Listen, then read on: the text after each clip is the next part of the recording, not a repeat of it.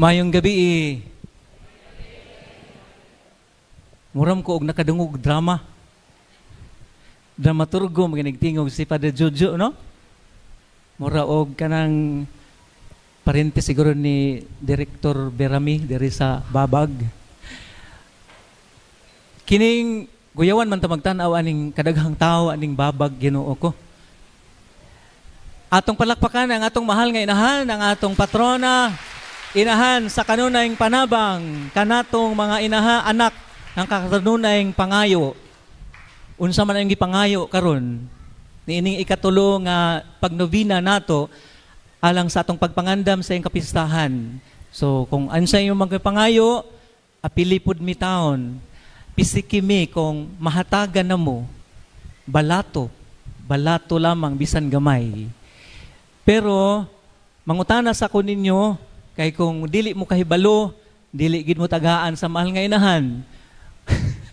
Kay balo mo unsay tema karong Domingo karong adlaw sa ikatulo nga pagnovena misa nato alang sa kapistahan niya.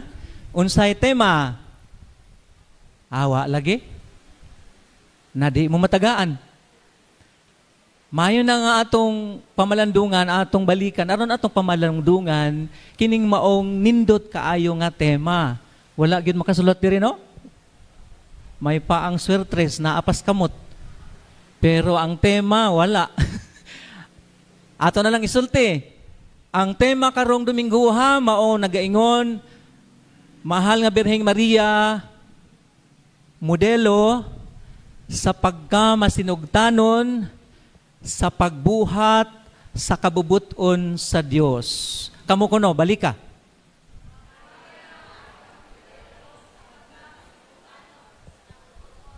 Naana day din ha? Na, nagbasa na. Sige lang, mayo na, nga naana. So mao na ang tema nato karon, unsa man ang ipasabot ana. Unsa man ang kining masinugtanon. Modelo si Maria sa pagkamasinugtanon.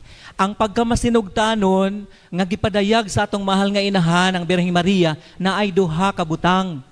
Duha lang para dili ta kalimot. Una, mao ang iyahang pagpamati sa pulong sa Dios. Pagpamati. Unya paghuman og pamati, unsa man ang sunod? Pagbuhat.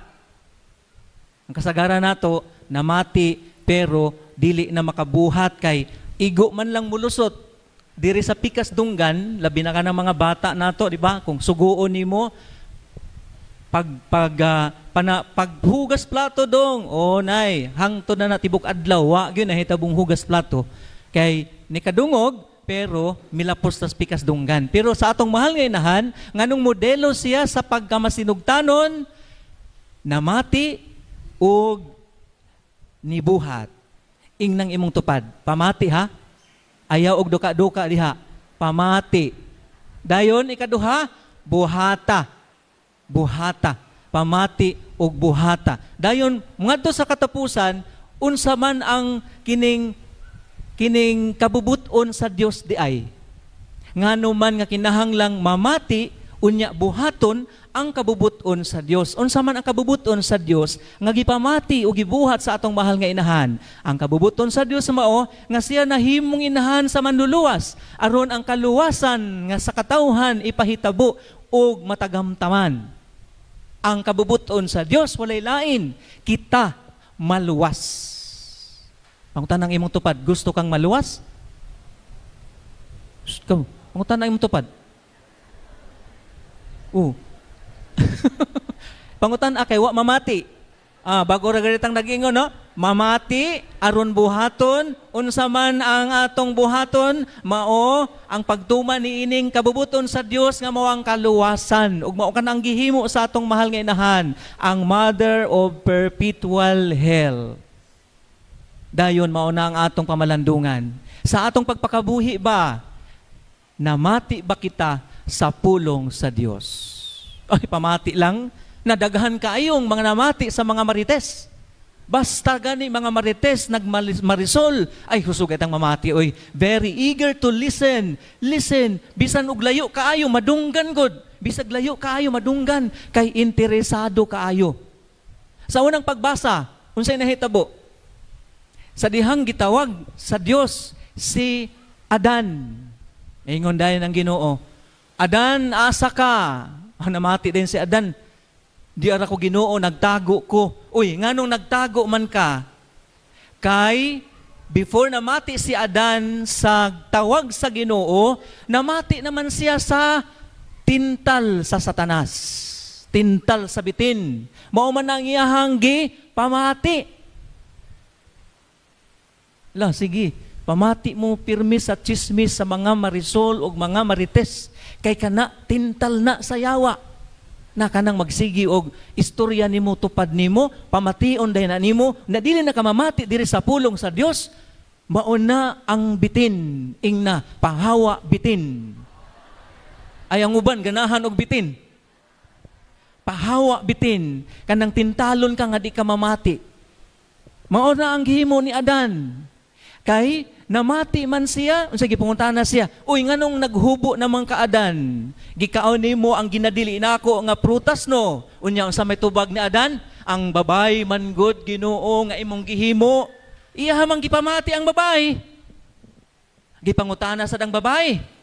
Uy babay, nganong imo man kanang gihimo? Mingon pang babay, ay namati manggug ko sa bitin. Mao na ay gimong pamati sa bitin. Pitlo ka na, kanang bitina na, ayaw mo og patintal ana. Kay delikado na. Unya maoro ba ni ang atong naandan? Ganahan kay ta og mga dili maayo nga mga balita. Unya ato dayong buhaton. You become an instrument of bad news. Ganahan kay ta pero kung good news ay wala gyud gana. Wala gyud gana basta good news pero bad news gali dali kaayong makataas sa radar. Grabe ang radar. Mauna sa atong palibot, we live in a very sinful world. Bag-o lang, gikasa, giapruban ang balaod sa diborsyo. Namalakpak na dayon ang mga kagwang nga mga dagko, nga ganahan kaayong makigbuwag sa ilahang mga minahal, kay namati sa ilang mga kirida o mga lain nga mga minahal sa kinabuhi. Perting luuya. Kay ang gihuna-huna, makapangita na taglain, hoping when they have their new relationship, unta, matinuod nga maayo. Pero kadaghanan, di man gyud na pwede nga maayo gihapon kay maura man ang tawhana. Kung kanang tawhana nga imong gidiborsyuhan tungod kay nanapat nimo, kung makapag naglaing babay, manapat gihapon na. Di man mahitabo nga bag-o na kurunday, bag-o na lang akong dapatan. Ang gipamati ang tawag sa laman sa Tagalog pa. But we do not generalize.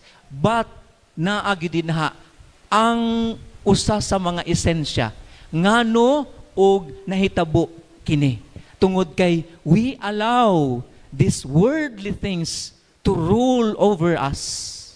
Lipay na kaayo ta ana nga instead of making Philippines and Vatican remaining only two countries that do not have a divorce, karon Vatican na lang. Ato lang kining tan-aw o iampo nga unta ang kinabuhi sa mga minyo magpabilin og masulbad ang problema tungod niini nga balaod nun. And then diha ka musud ka dinha sa atong online world, daghan kaayo nga mga pagpamati sa dili maayo nga mga balita. Daghang mga scam. Adto lang ka og TikTok, mas scam na ka. Kaanyag ni ining tawhana, pero sa tinuod, maanyag manggihapon, kay anak man sa Dios. Pero daghan kaayo ang mga gibutang nga mga kulor, mga gidugang, mga unsay dawag ana, pagpa-beautify sa mga TikTok nga pictures.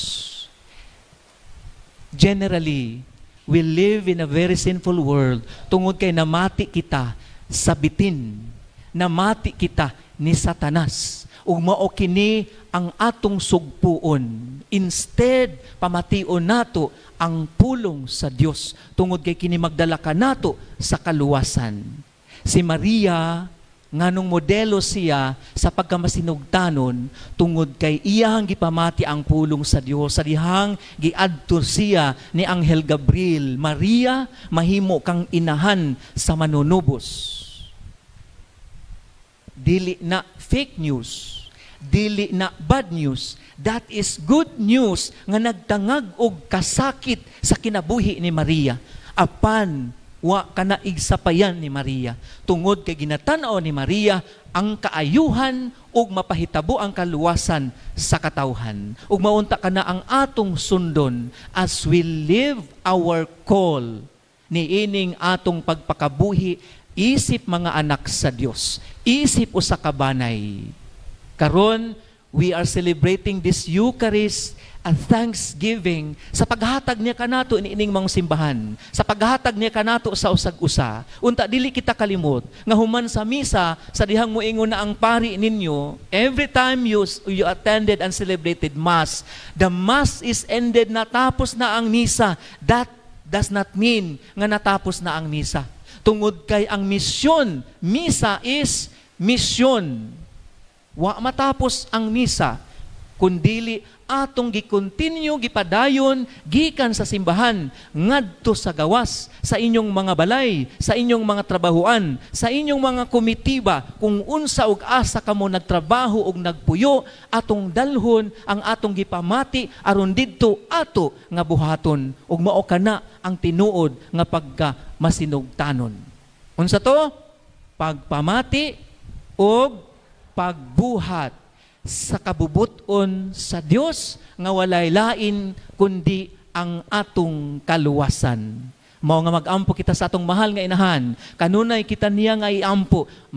Mangutana kog balik unsa gali tong inyong gipangayo, inyong magsigi og pangayo sa mahal nga inahan, iapil unta nato pagpangayo nga makamao kitang mamati sa pulong sa Dios, labi na makamao kitang nga mobuhat niini aron matagamtaman nato makaparticipate kita sa ipahitabo nga kaluwasan nga plano sa Dios, kabubuton sa Dios alang kanato. Mahal nga inahan, dili unta nimo idili ang imong pag-ampo ug ang among pagsunod sa imong ehemplo tungod kay ikaw modelo sa pagkamasinugtanon, sa pagbuhat, pagpamati sa kabubuton sa Dios.